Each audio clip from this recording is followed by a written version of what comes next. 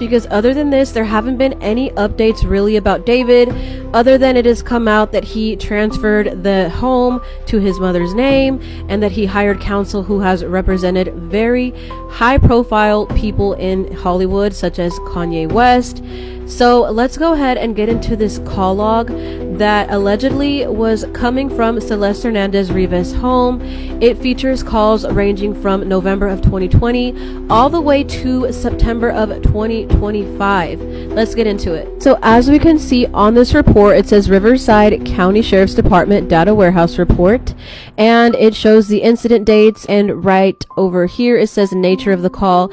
That's where it has a code, and that code actually tells you why the call was made. So if you want to screenshot this so you can look at it for yourself. And then that same person provided us with the call type / nature of the call, code, and meaning. If you want to screenshot this as well, that way you can take a look at the call log and then piece it together with the code meaning. So if we go back to the call log, a lot of these are FUs, meaning follow-up investigations, and they are follow-up investigations to the MNCIMI, meaning a minor crime incident. So let's go down the list. On November 17, 2020, a call was made for the fraudulent use of a credit card.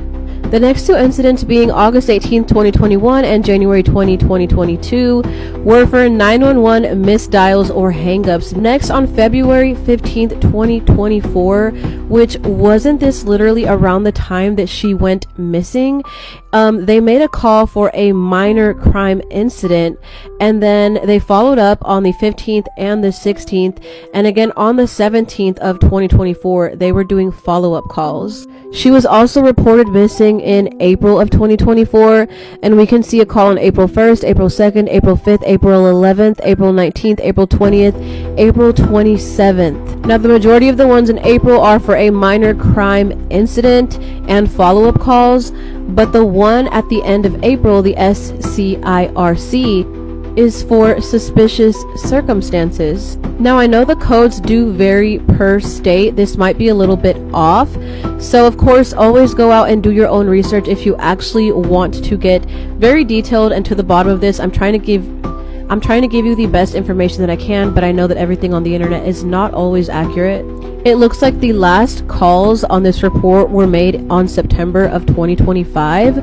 We have September 9th, September 10th, September 12th, September 19th, again on the 19th, the 22nd, and on the 29th. The first two were follow-up calls. The PC594 says that it was for vandalism, which what was going on there? The next one was a follow-up investigation, follow-up investigation, follow-up investigation, and I'm reading the September ones. And then the final call on September 29, 2025 was for a general disturbance, which could be like a noise complaint, anything really. Now, I do want to stress that this is alleged. The person who requested this and uploaded it claims that these are the law enforcement call logs coming from Celeste Rivas Hernandez home, but it is the internet. There is always a chance that these could have been fabricated.